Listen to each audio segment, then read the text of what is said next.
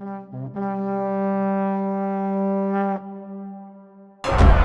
1636 में बीजापुर के मोहम्मद आदिल शाह और मुगलों में बड़ी लड़ाई हुई।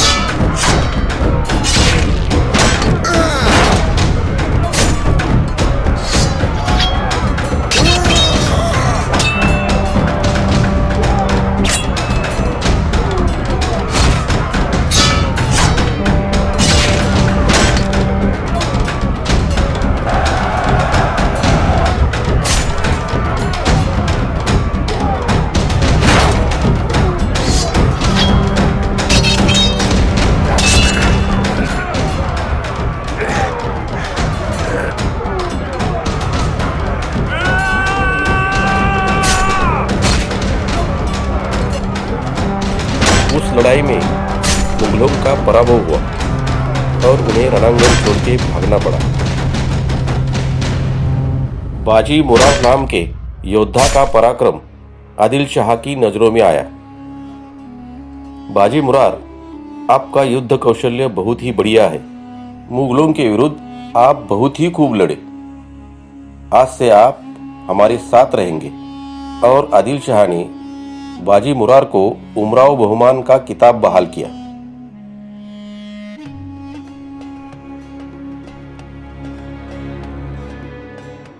बाजी मुरार आदिल शाही दरबार में जाने के बाद उनके 5 बेटों में से एक मुरार बाजी को सभी जिम्मेदारियां दी। मुरार बाजी ने असंख्य लड़ाइयों को अपनी शमशेर से जीता था, इसीलिए दौलतराव चंद्रराव मौर्य के वे विश्वासु सरदार बन गए थे। तभी अचानक जावली के दौलतराव चंद्रराव मौर्य की अकस्मात मृत्यु हो गई। उन्हें पुत्र ना होने के कारण उनकी पत्नी को संकट महसूस होने लगा। बोली, अब हम क्या करें? मौर्य घराने की इतनी दौलत को कौन संभालेगा? कहीं बीजापुर के बादशाह हम पर कब्जा न कर ले। वे बहुत ही बेचैन हो गई थी, सहारे की तलाश में थी। तभी उनके सामने एक नाम आता है, शिवाजी भोसले। शिवाजी भोसले हमारी मदद जरूर करेंगे, हमें विश्वास है। और उन्होंने छत्रपति शिवाजी महाराज को खत भेजकर अपनी पूरी स्थिति के बारे में जानकारी दी। महाराज ने खत पढ़ा और महाराज की वजह से चंद्रराव मौर्य की पत्नी ने एक लड़के को आश्रय में लिया और उसे मौर्यों के गद्दी पर बिठाया। उसका नाम था यशवंतराव चंद्रराव मौर्य। 6-7 साल बीत गए, पर अब स्थिति बदल गई। मौर्य छत्रपति शिवाजी महाराज से नफरत करने लगे। उन्हें आदिल शाह ज्यादा प्यारा लगने लगा। वे महाराज को कुछ भी खत लिखने लगे। महाराज, जावली प्रांत के यशवंतराव चंद्रराव मौर्य को आदिल शाह अपना लगने लगा है। वे हमें उपेक्षा पूर्वक खत भेज रहे हैं। पंत, अभी यशवंतराव मोरे को खत लिखो. जावळी खाली करून राजे न म्हणून मोर्चेल दूर करून हात रुमाले बांधून भेटीस येणे, हुकमाची चाकरी करणे, बदफैली केली तर मारले जाल. पर मोरे भी कुछ कम नहीं थे. उन्होंने महाराज को उतने ही उपेक्षापूर्ण जवाब दिया. दारूगोळा मौजूद आहे. काही खते घालून लिहिलं ते कासायास लिहिले. थोर समर्थ आहे. शब्दों से अब मोरे नहीं मानेंगे. अब हमें जावली को अपने कब्जे में करना है. यशवंतराव चंद्रराव मोरे बेवकूफ है. उसे जावली प्रांत के कठिन जगहों की और 1000 सवारों की नशा चढ़ गई है. बस जावली प्रांत जल्द से जल्द स्वराज्य में शामिल होना चाहिए और महाराज खुद अपने साथ कुछ सैनिकों को लेकर निकल पड़े. महाराज ने हमला बोल दिया.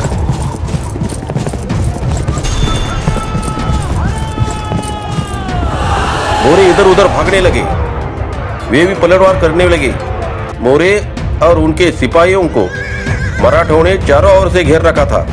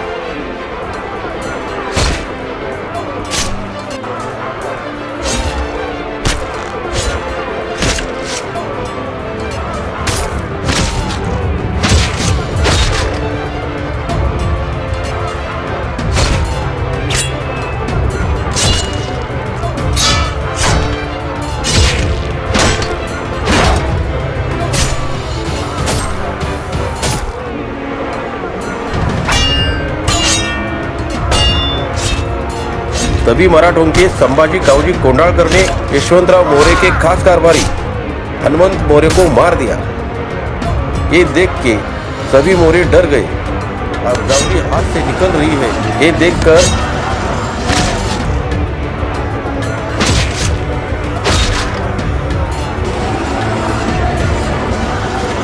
यशवंतराव चंद्रराव मोरे डर गया और वहां से भाग गया.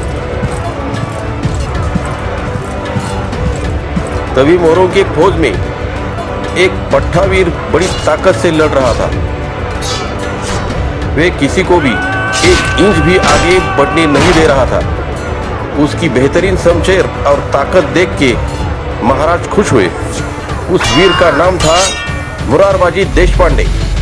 महाराज ने मुरारबाजी को समझाया, मुरारबाजी, आप बहुत बहादुर हो, परंतु आप गलत जगह पर हो. ये कार्य स्वराज्य का है, देवधर्म का है. एक वक्त स्वराज्य ने जावली प्रांत को आधार दिया था. हमारी वजह से यशवंतराव चंद्रराव गादी पर बैठे, परंतु उन्हें दुश्मन प्यारे लगने लगे और उन्होंने स्वराज्य से गद्दारी की. स्वराज्य को तुम्हारे जैसे बहादुर योद्धा की जरूरत है. तुम स्वराज्य में शामिल हो जाओ.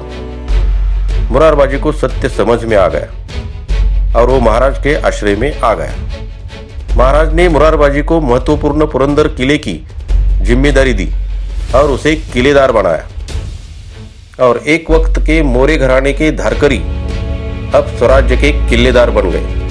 शाइस्ते खान का पराभव और सूरत की लूट की वजह से औरंगजेब बहुत क्रोधित था. शिवाजी का बंदोबस्त करने के लिए औरंगजेब ने मिर्जा राजे जयसिंह को चुना और स्वराज्य पर भेज दिया. मिर्जा राजे और दिलेर खान ने पुरंदर को अपना लक्ष्य बनाया और पुरंदर की ओर निकल पड़े. मुगल सेना को अब पुरंदर दिखाई देने लगा. तभी अचानक शोर मच गया. मुगल इधर उधर भागने लगे. खान आश्चर्य से देखने लगा. पुरंदर के मराठी सैनिकों ने अचानक हमला बोल दिया था. जितने हो सके उतने मुगलों को मारकर मराठे फैल गए. मराठे कहाँ से आए और कहाँ चले गए कुछ पता ही नहीं चला. गद्दार मराठे अब नहीं छोड़ूंगा. और दिलेर खान की फौज और मिर्जा राजे ने पुरंदर को चारों ओर से घेर लिया। दोनों तरफ से तोपों का जोरदार हमला हो रहा था। पुरंदर किले के नीचे खड़ी और मुश्किल पहाड़ी होने के कारण मिर्जा राजे और दिलेर खान की तोपों को पुरंदर पर हमला करना मुश्किल हो रहा था। पुरंदर के पास उसका भाई वज्रगढ़ था। दिलेर खान ने वज्रगढ़ को पहला लक्ष्य बनाया और अपनी सारी शक्ति वज्रगढ़ पर लगाई। वज्रगढ़ से बड़ा प्रतिकार हो रहा था। तोपों के गोले गिर रहे थे, बड़े बड़े पत्थर गिर रहे थे। वज्रगढ़ से गडकरी और पुरंदर से मुरारबाजी एक एक करके मुगलों के हमले का सामना कर रहे थे। इन सब में दिलेर खान का प्रयास एक ही था, तोपों को ज़्यादा से ज़्यादा ऊंचाई पर लेके जाना। जल्द से तोपाओं को ऊंचाई पर ले चलो, हमें वहां से वज्रगढ़ की तटबंदी पर वार करना है। चलो जल्दी से। मुगलों के पास लंबे पल्ले की तोपाएं थी। एक एक तोप को 80-80 बैलों के सहारे लाना पड़ता था। इंसानों के सहारे तोप ऊपर चढ़ने लगी। हर वक्त मौत का खतरा होते हुए भी सैनिक बड़ी ताकत से धीरे धीरे आगे बढ़ रहे थे। आखिर में 3 दिन के परिश्रम से दिलेर खान की पहली तोप वज्रगढ़ के तटबंदी पर हमला करने लायक ऊंचाई पर पहुंच गई। दिलेर खान बेहद खुश था।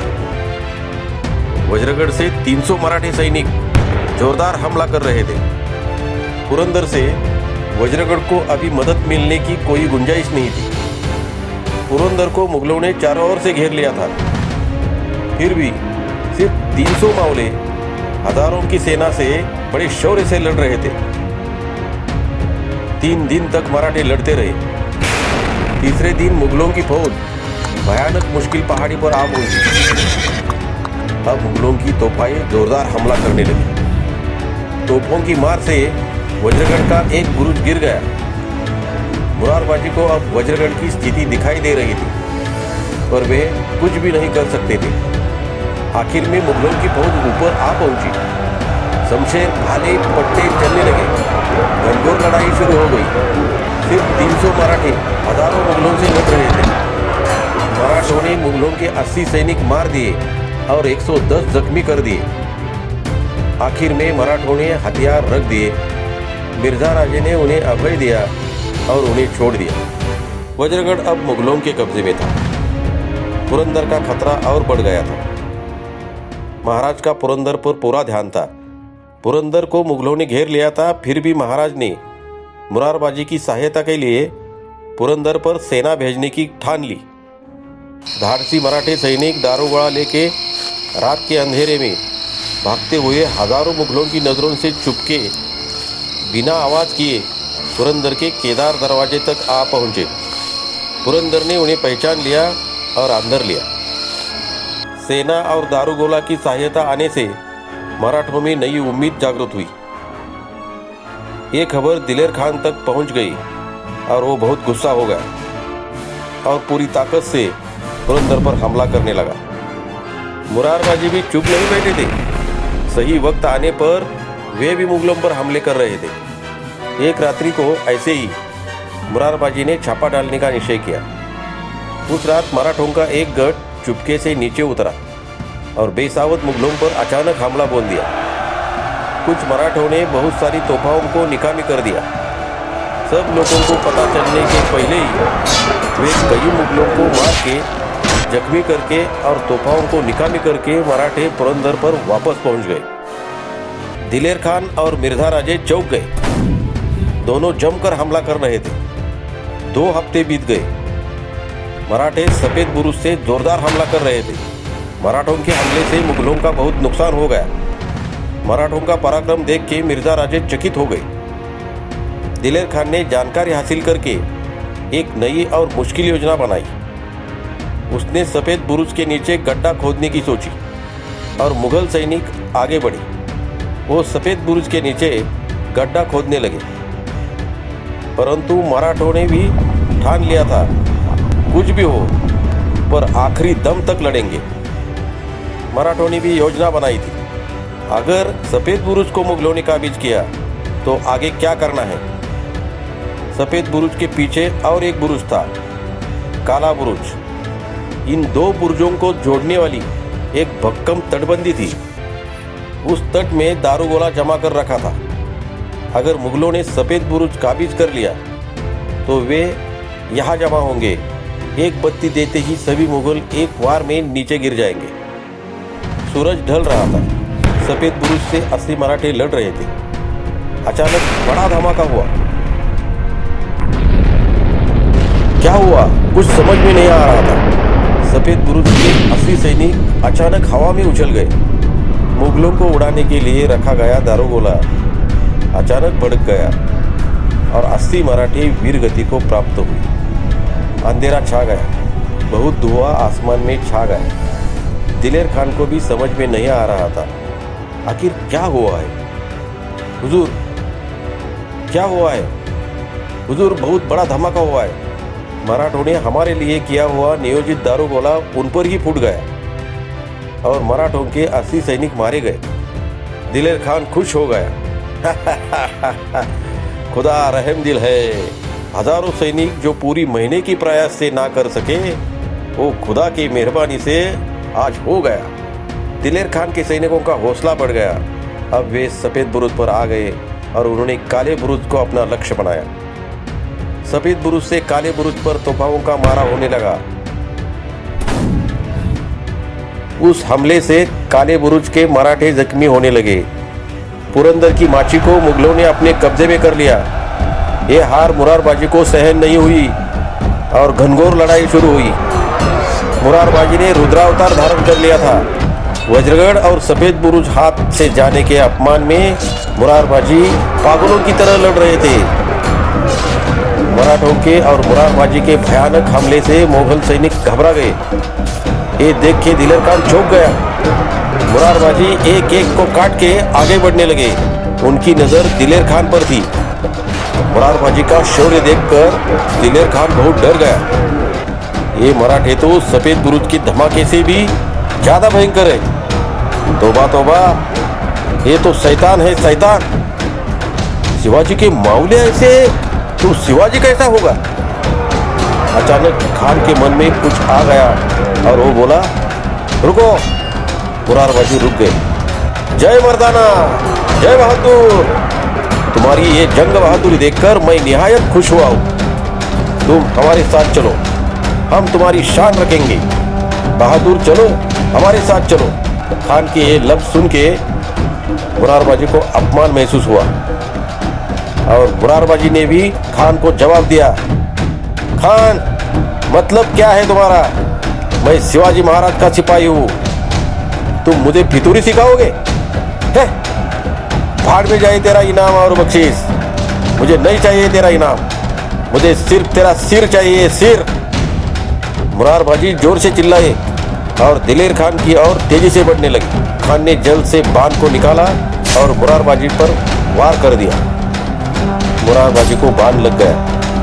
फिर भी उनकी शमशेर चल ही रही थी और आखिर में ढाल हाथ से छूट गई और मुरारबाजी गिर पड़ी। स्वराज्य ने अपना और एक वीर खो दिया और इसी तरह से मुरारबाजी ने अपना धर्म निभाते हुए आखिरी दम तक स्वराज्य की सेवा की। इस वीर योद्धा का गौरव हम हमारे मन में सदैव जागरूक रखेंगे। और आप भी इस वीडियो को इतना ज़्यादा शेयर करें कि इस स्वराज्य के वीर योद्धा का पराक्रम सबको पता चले।